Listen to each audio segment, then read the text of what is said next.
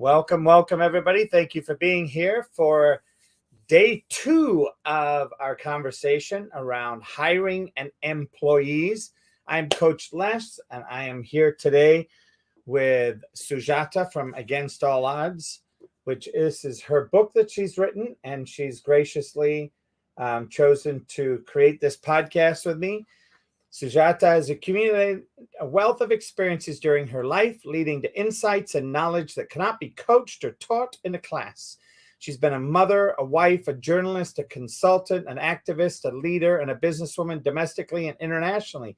In sharing her story, SUJATA strives to provide readers of all backgrounds in any part of the world with real-life examples on how to deal with the unpredictable nature of everyday life.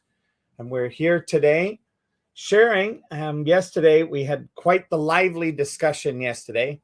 It was a little bit broken up by a couple of the things that I've been dealing with in overscheduling. Woo! Gotta love that.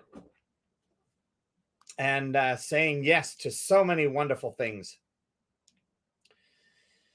And yesterday, That's good. And yesterday we talked a little bit about where we were, how we were dealing with employees, how we were dealing with the opportunity for figuring out ways to compensate employees, figuring out ways to entice employees to come and work in this day and age.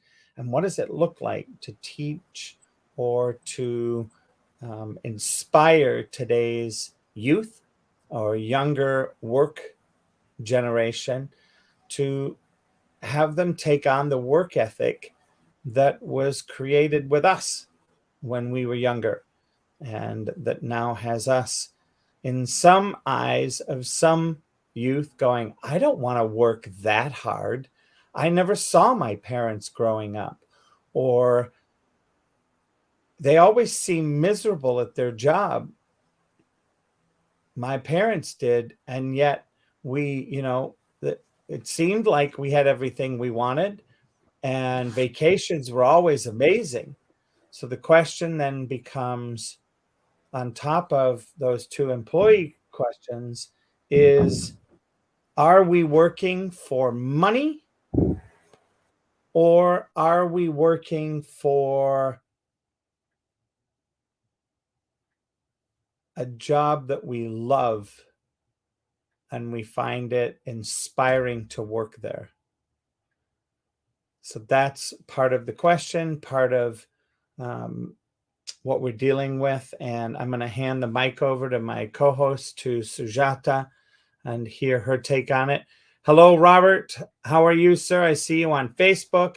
I did see your message pop across my screen here a few minutes ago as I was preparing to get here, and did not have a moment to stop and reply as I was jumping for the 4:00 kickoff of this room. So hopefully you can come and join us and enjoy being with us on whatever social platform brings you here. We are live currently on Clubhouse. We have several people up on stage that we'll be looking forward to bringing up and having them join in the questioning. And it looks like we have a couple people down in the audience that just popped in.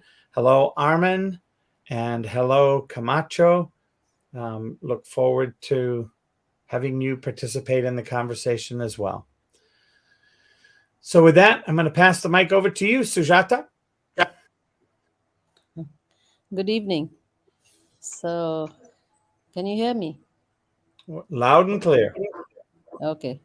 So, yes, what you summarized is quite true, because a lot of people, work for paychecks, and they go through an entire life where they don't have job satisfaction, and, they provide for the family, and they may grow in their career, but are they really happy? Doing what they're doing is a question which they take years to come to a conclusion, and then either leave the job, switch, or become an entrepreneur when they find their calling. So that is there. As far as enticing people, I think when you build a culture and people know that they can grow as individuals with their goals, then I think that's an added uh, value or a bonus idea for people to stick on in their jobs or to go to those companies which they think inspire them to deliver the best.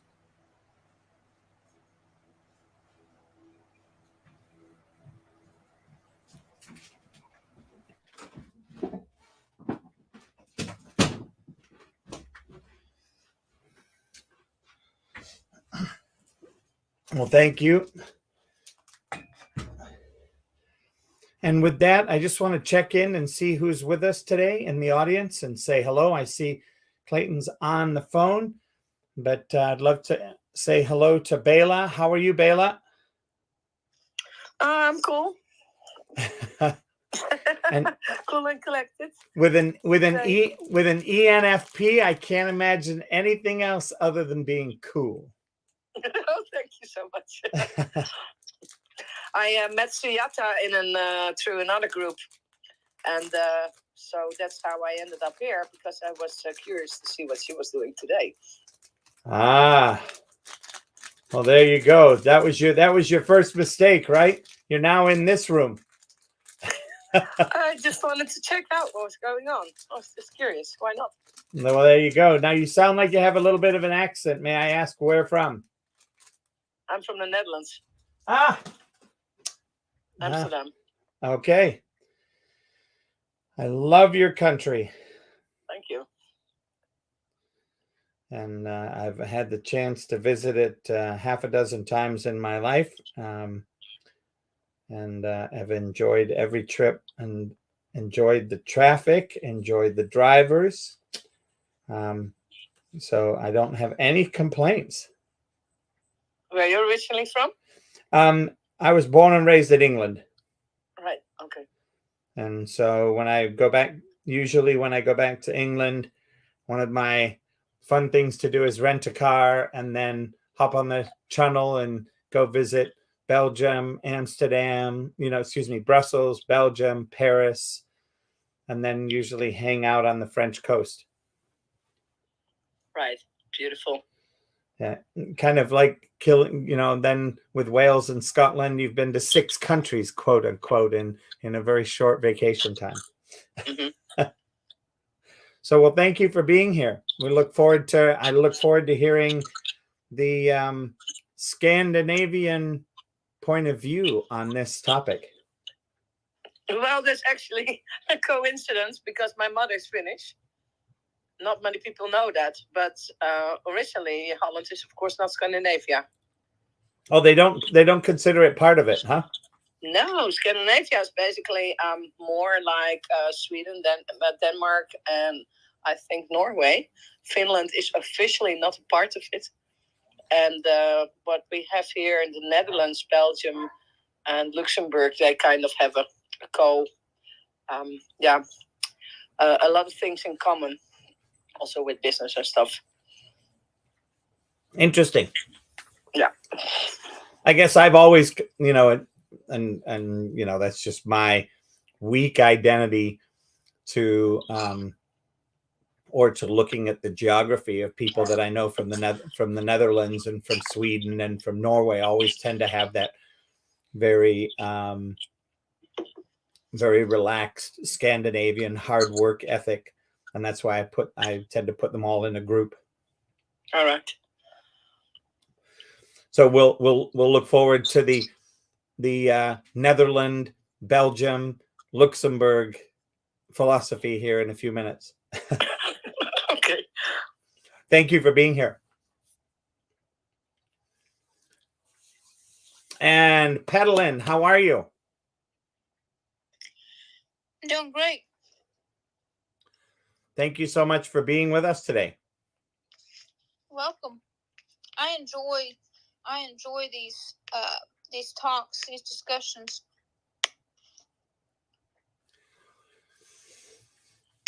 Well, it's as far as I know, it is a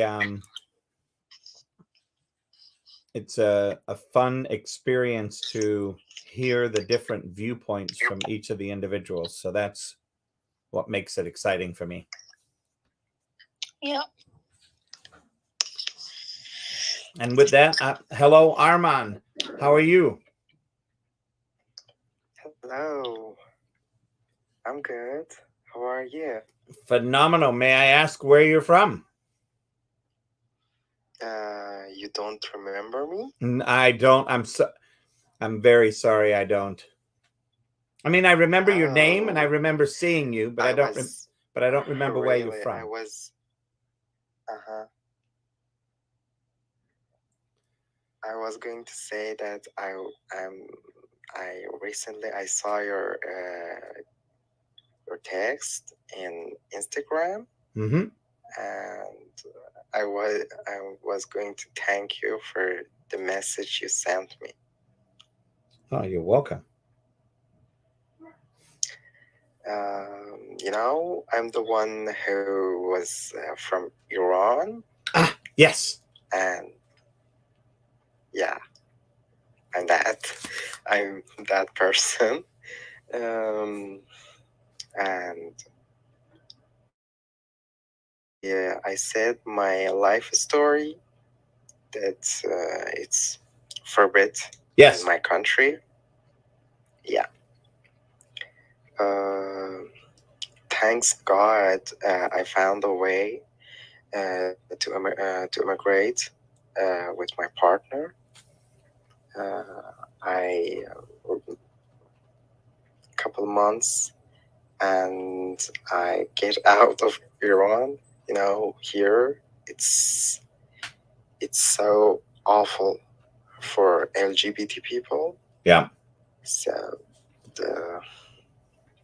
I hope God help me as always. He's amazing.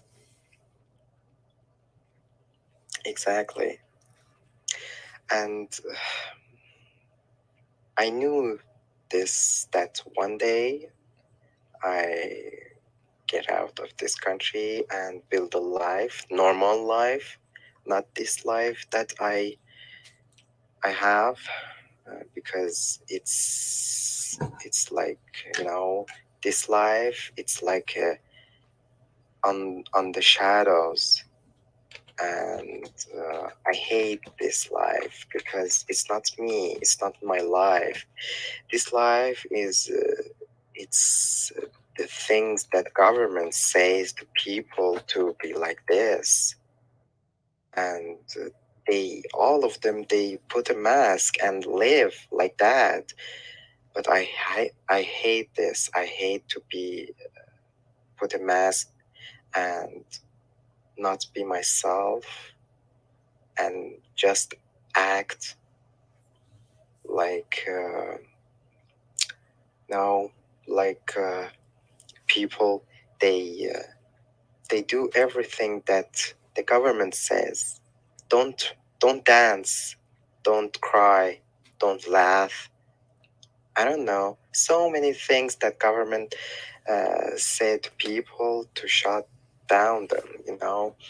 Uh, but me, um, some times ago, I was so happy, good kid, and I didn't know any,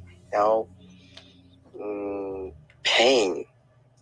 And now I look to you know to this road that I passed, and now I'm completely uh, how to say, mm, Inspired I by don't creating laugh. inspired by creating a new life. Yeah, I'm not like the old me. And the old me was laughing, say so many laughing things that other people laughing at me, and it was good. But now I'm not the old person, and the memories I have from the past life, it's good and bad. So many bad, actually. Because in my country, I said that.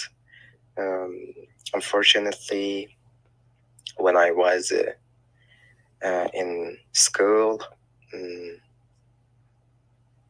my, they raped me, and I have awful years with that, bad things. And right now, if I'm here, just God helped me. No one else. No one else, because I committed suicide. I was going to kill myself, and for 2 times. And right now, I'm so happy that God helped me, because I didn't know what's going to happen for me in future. And right now, I'm so happy because I found the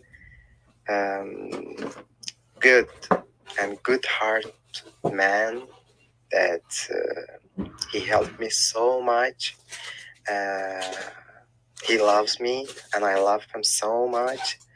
And he's the reason that I'm going out of my country, because I was stuck in my country because of military things, and right now he helped me. And for the couple months later, I'm going to immigrate, and I'm so happy for that. And the when I get out, I'm going to be a relieved person, and I hope some country in Europe help me, or UN help me to immigrate and settle down there, because I suffer so many years in here, and I want to build a normal and happy life with my partner. That's it. I don't want anything. So God help me. Yeah. Arman, may I ask where you're coming from? Yeah. I'm from Iran. Ah, okay. That explains a lot to me. Yeah. Unfortunately, we have a bad government. They call themselves mans of God, but they are just devils that they put a mask, be like angels, and they doing so bad things, and people cannot do anything because they kill people. I heard it's very repressive. I just had a story from a male DJ who was thrown in prison for a month, and then he had to sign a contract back in Iran to promise that he would never play his music again. So that kind of describes the situation that you are in, but then from a different angle. So I have a feeling that they are totally not being accepting of your nature and your relationship in your country. Mm-hmm. Yeah, is that exactly. So? Yeah. Here, if government found out that I dating with men, that you're gay, yeah, I'm a gay, they just kill me. Yeah, it's a horrible Cold situation. blood. They just That's horrible. Me. Yeah, and you cannot be your nature. It must be terrible to live like that. Yeah, I can relate to that. Yes, exactly, Baila. I hate to put a mask and not be myself. I hate not it. to be your authentic self. Yeah, and I hated this. Uh, I hate this mask that put in my face so many years, and I want to be relieved of this mask. How old are you? I'm 22. Oh, so you're still very young. You have your whole life in front of you. Yeah, exactly. That's wonderful. But here, the society, the government, people, they, they made me like feel that I'm an old man. I don't want to do anything. Just I want to have a normal life, build a normal life with my love. Just that, nothing else. I can understand. Not be scared that your life is in danger, or that when you're going out, when you are in the street, in subway, people says, "Oh, he's a girl or he's a boy." Is there any form of support for gay men in Iran, like a connection network you can relate to? Actually, here the only people from LGBT they don't do anything. It's transgenders. Dangerous. Yeah, transgenders. Yeah. Okay. They can they can live, but awfully, because for example, myself, when I came out to my mom and my dad, they was scared, and they bring me to a doctor, and what they the try to doctor convert says, you to be heterosexual. Yeah, the doctor It's says, impossible. Yeah, the doctor says, okay, you don't have any problem. You're going to be operation, and you became a woman, and you can have your life. Oh, so that's what they want. They want you to choose a different gender. So it would qualify for a heterosexual relationship. Yeah, exactly. They just want to have a woman or man.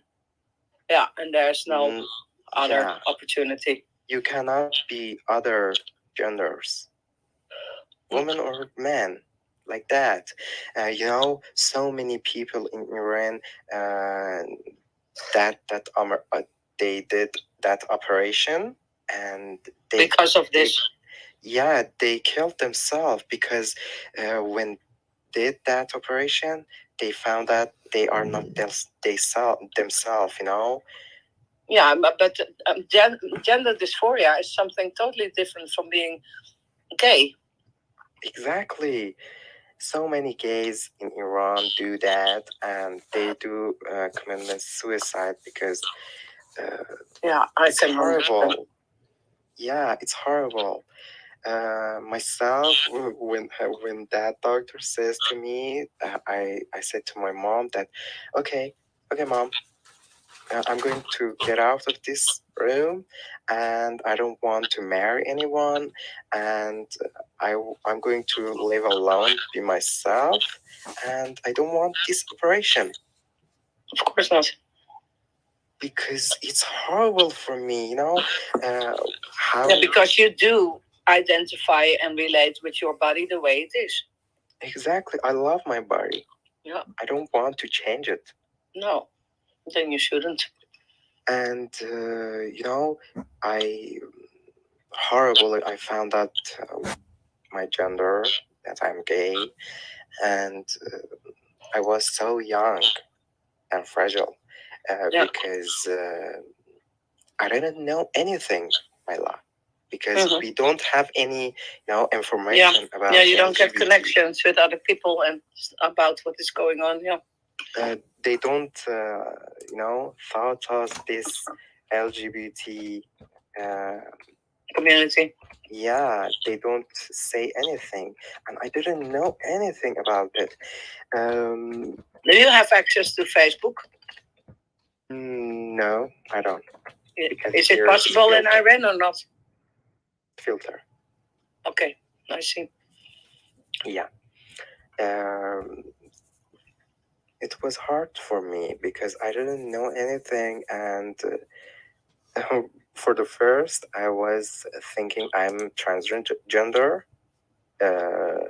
So because it was okay, I was saying to myself, okay, I like men's, and okay, when I have an operation, I'm going to marry some man, and I have my life. Yeah, but then you have to live the life of a woman, and that's Yeah, not what you want. exactly. So And I it's, didn't in your know case, you anything cannot be who you are.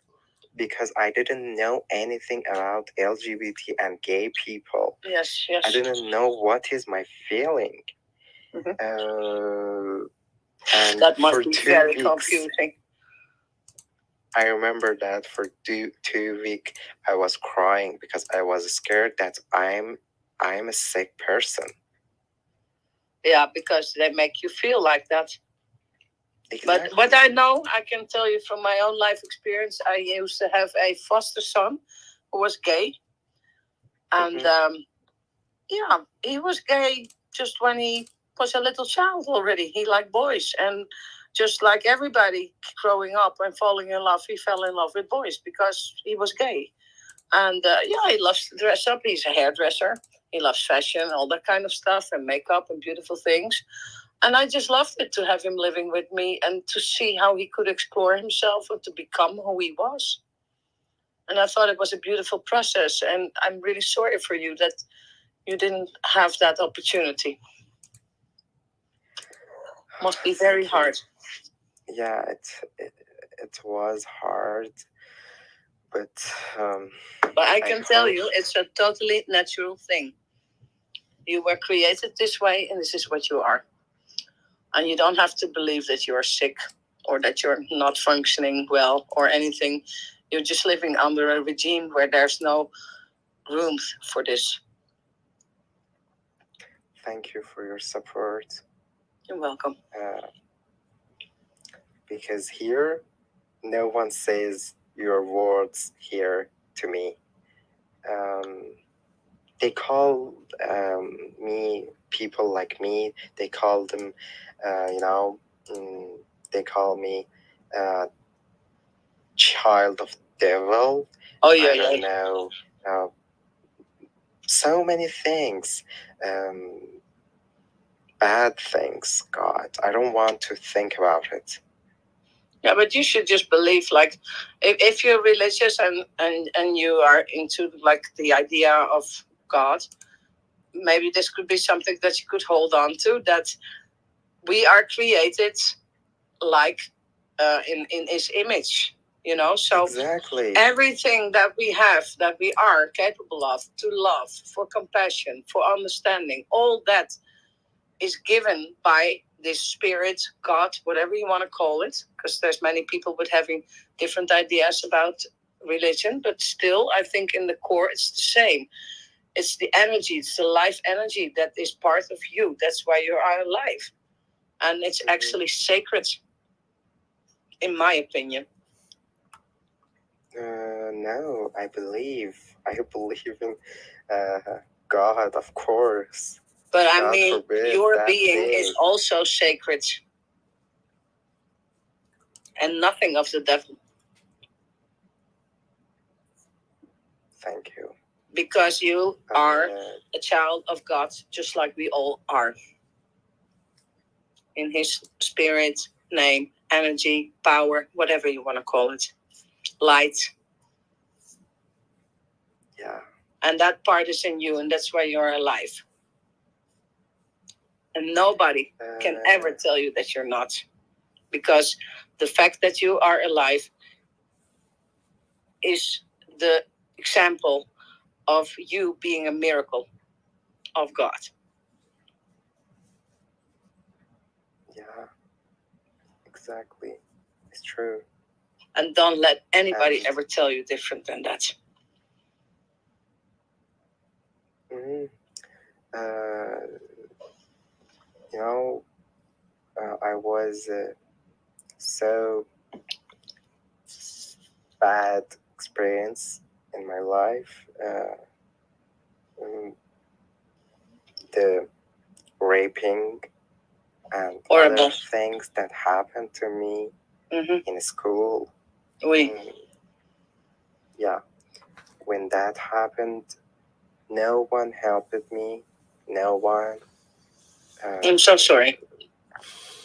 Because the fact is, everyone that day heard my voice. I was in classroom, and everyone was in the yard, and everyone heard my voice that I said, "Help! Somebody help!" And God, God knows that I was saying, "God, please send me someone to help me." And I don't remember anything. The last thing I remember, it was I was in the floor,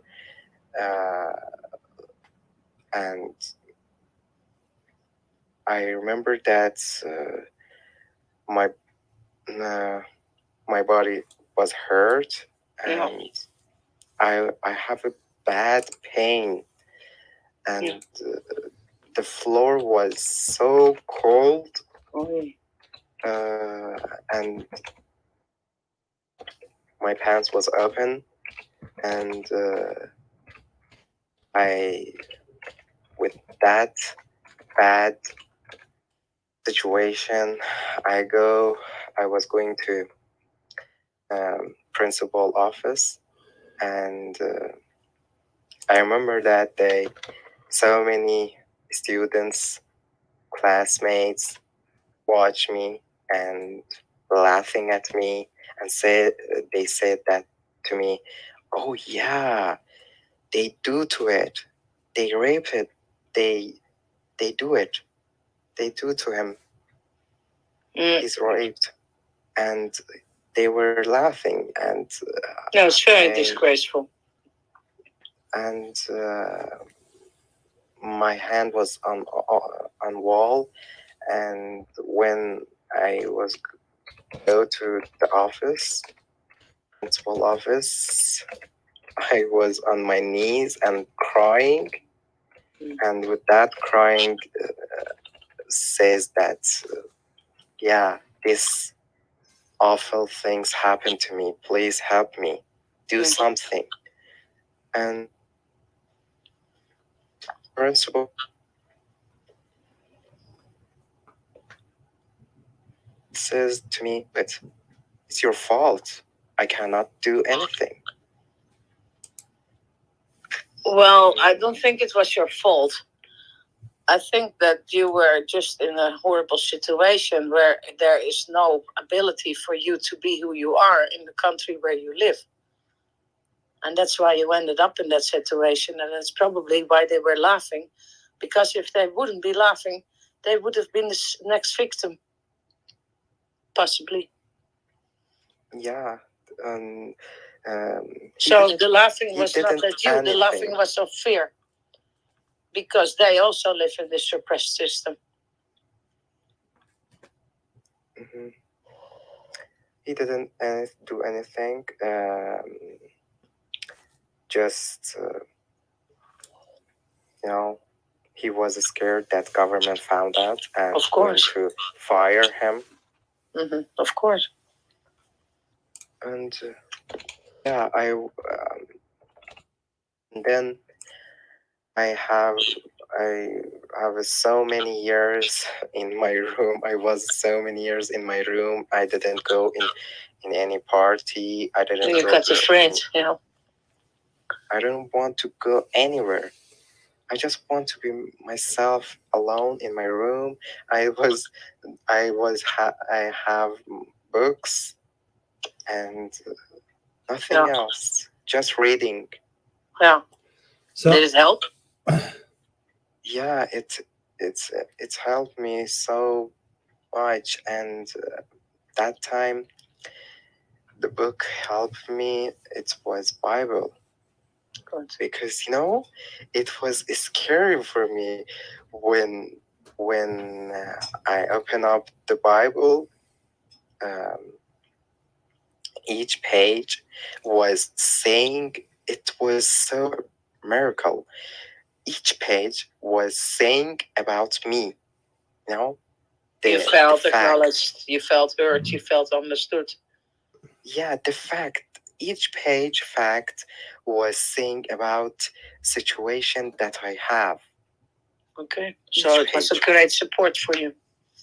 Exactly. When I was reading, I was saying, "Oh Jesus, oh God, my my feeling," and I I reading this book in this holy book, and you remind me, you are you are here. You see me, you watch me, and you supporting me. Yeah. Each page, each word was saying that you don't have any problem. The fact was this: you don't have any problem. It's not your fault, and you're going to be stronger than before. Yeah. Did you read the book of Job?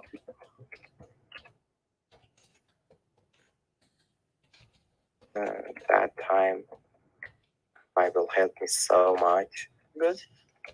And thanks God. Because Baila, I'm Muslim. Yeah. I'm going to say this. My parents, my father and mother, my grandpa, all of them. Yeah, it's the national religion there. I know. All of them, they were Muslim, and this question, when I was young, this question was in my head, that why I'm going to be a Muslim, because my mother, my father is a Muslim. I'm going to be a Muslim. Why? It's not reason for me, because here in Iran, you cannot choose your religion. Yes. You cannot, if you became a Christian, they kill you. Yeah, it's like haram in their opinion. Yeah, they kill you. Yeah. But I believe in this. I believe in this. That Christianity and Islam, they are good religion, but unfortunately, bad people use them for themselves. I feel that in a lot of religions, people got in charge and they started to bend the religion into a power thing instead of, and what I feel from the inside, exactly. I can just talk about myself, how I learned myself to know about energy, love, God, power, whatever you want to call it. To me, I always felt like it was an inner energy, and it always has been there, and it's always there. And that way Christianity can be very beautiful, because it can feel like it carries you, like you're never alone. That's what you said. You felt heard, you felt understood, you felt validated. Yeah. Well, so Armin, yeah. Have you entered the workforce yet, or not yet? You mean the military thing? No. Working a job. Working? I'm sorry? Yes, working. So earning a living. Yeah. I have a work. I'm a translator. I'm a Turkish translator. I translate movies, series. Beautiful. And how has any of this had an impact? So one of the things that we kind of want to bring here in the next few minutes of the show, because we'll be closing the show down at 5 o'clock. But I just wanted to hear what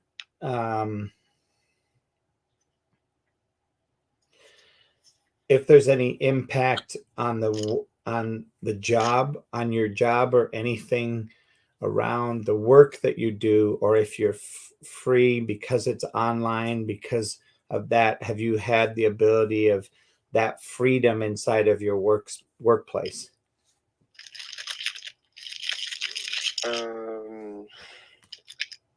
No, I love my work. I love to be a translator. But here, they don't support translators.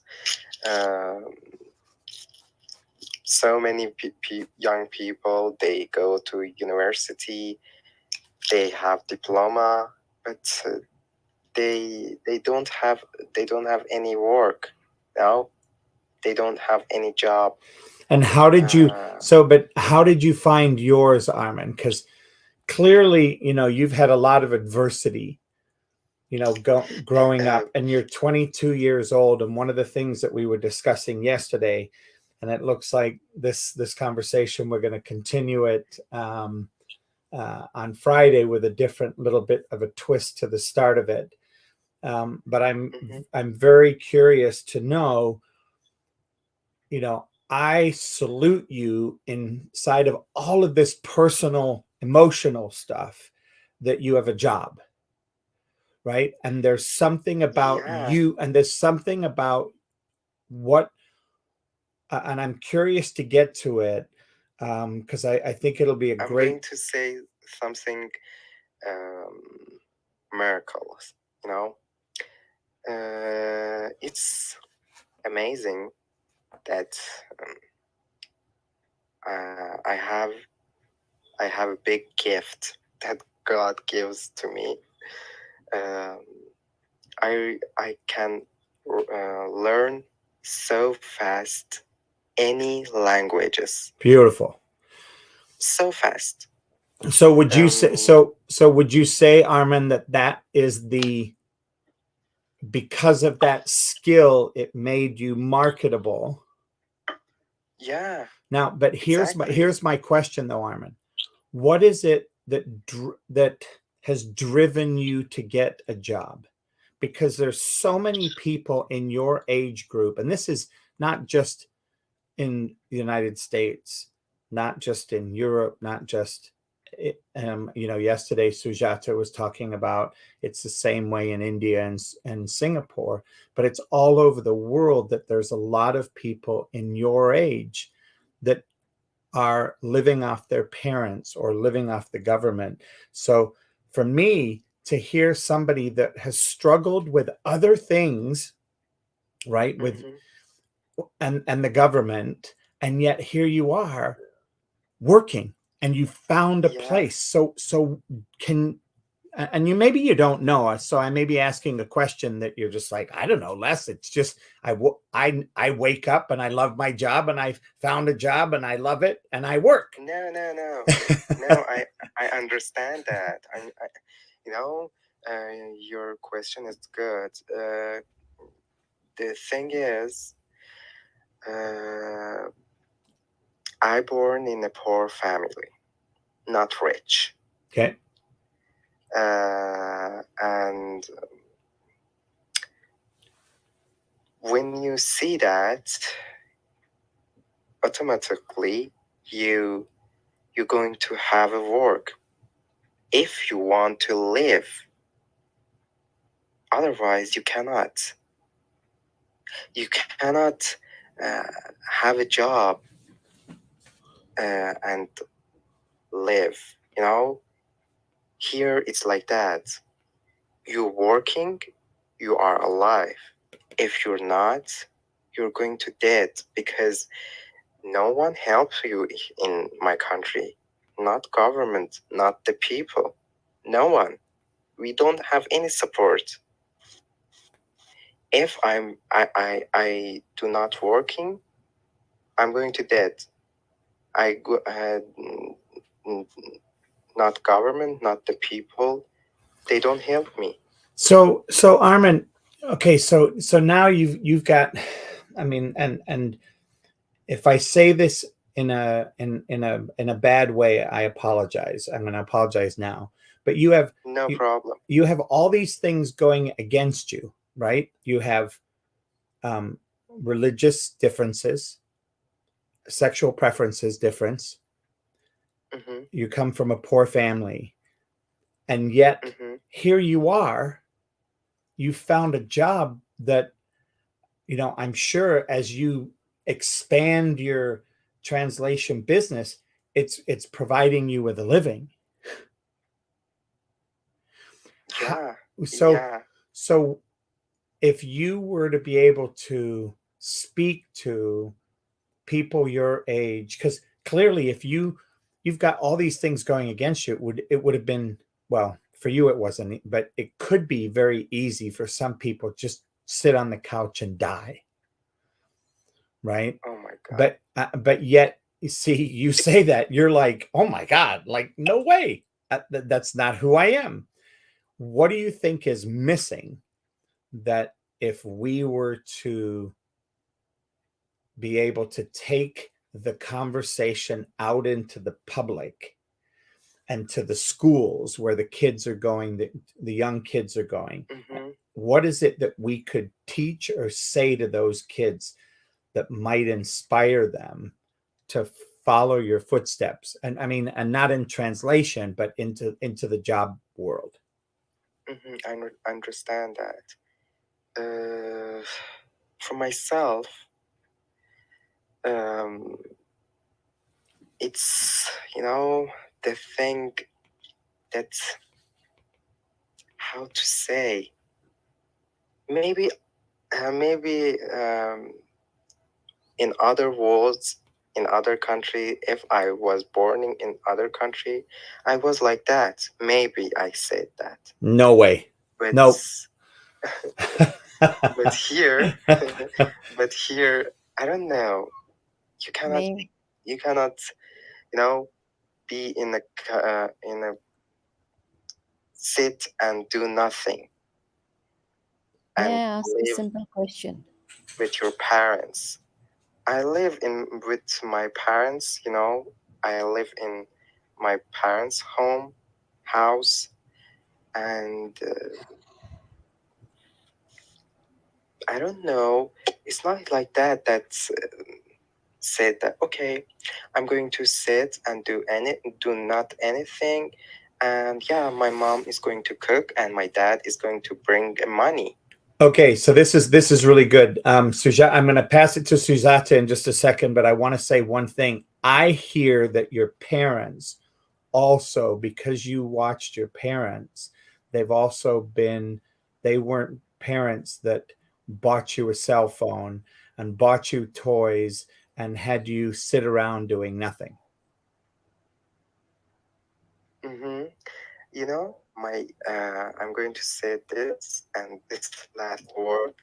Um, my father and my mother, they were poor. They have a poor family too, and they immigrate to Tehran, the capital city, Mm-hmm. when they were young and they were married, uh, and they build a life together so hard,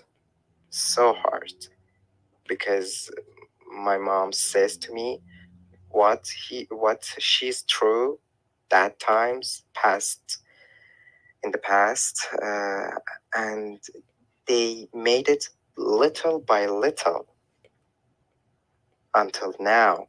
We have a good life now. Awesome. Sujata had a question for you, Arman. Sujata, go ahead. I I just want to know, in your journey of challenges and life, the process of landing up with the job. What I'm curious to know is the process, because if you had to advise a young person or somebody of a similar situation, how would you tell that person how to go and get the job? Lot of the times we are highly qualified and we still don't get the job. We don't even get jobs which are, you know, notches below what our qualifications are, even if we want to. So sometimes in today's world, you strive to get that job and you never get it.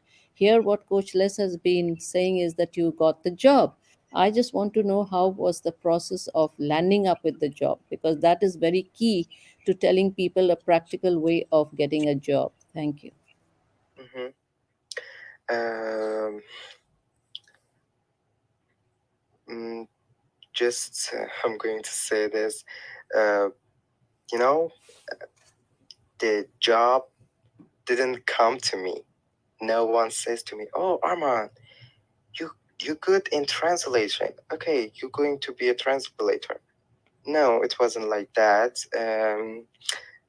My mom, actually, my mother, uh, when I was in a school, says to me, Arman, you're going to learn English language, and it's going to be good for you.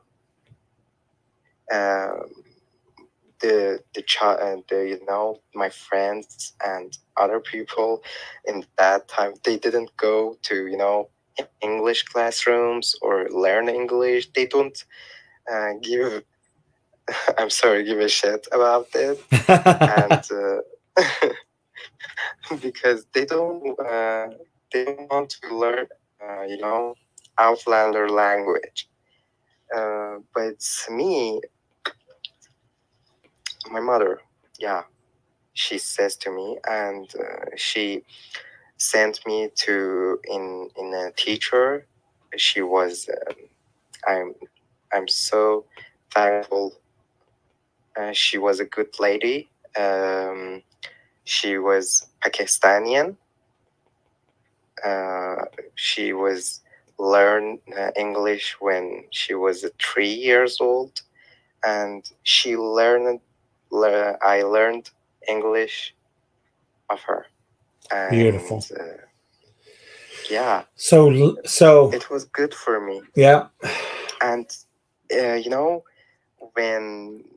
when I see that I can learn languages so easily, because my brain is good to learn outlander languages, and I can learn, and I love to learn other languages. Right now I know English and Turkish, and I want to learn Spanish and German and Chinese and Chinese. Maybe. No, I'm serious, Arman. Really? Yes, I'm serious. I think it would be very good for you, especially where you live. Yeah. I mean, that's just my opinion. It's just my opinion, Arman. Well, thank you, Arman. Thank you so much. I've got to be respectful of the time. Thank you. I would love to hear from you again, Arman, and hear, one of the things, it's how you got the job itself. Like, did you find it on the internet then? Yeah. Perfect. Yeah. I search. Yep. I search for that. Beautiful. And I was in love with the cinema movies.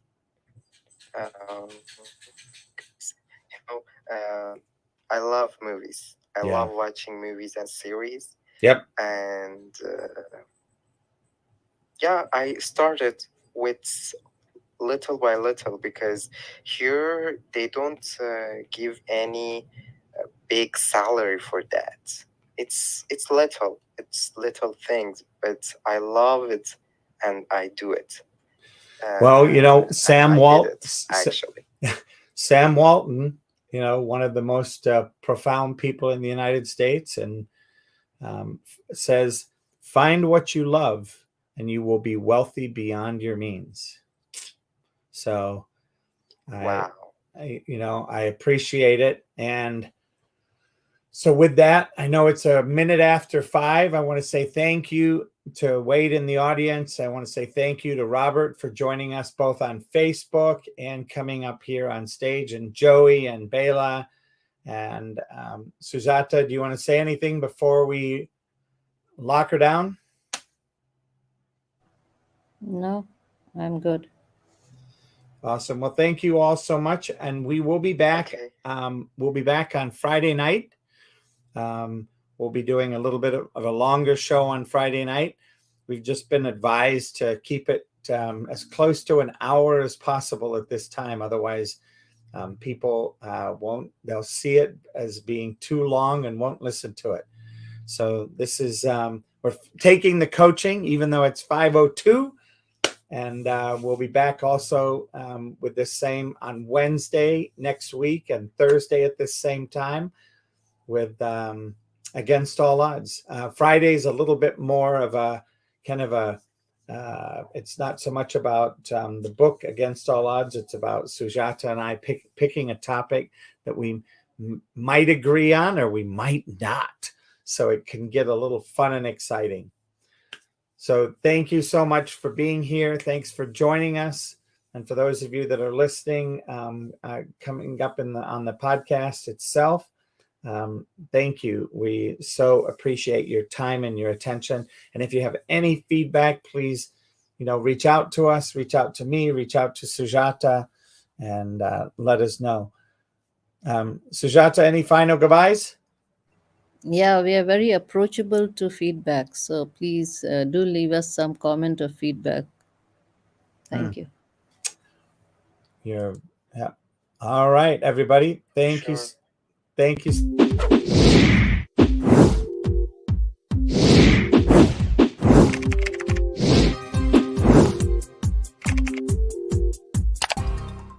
Coaching with Les has doubled my practice.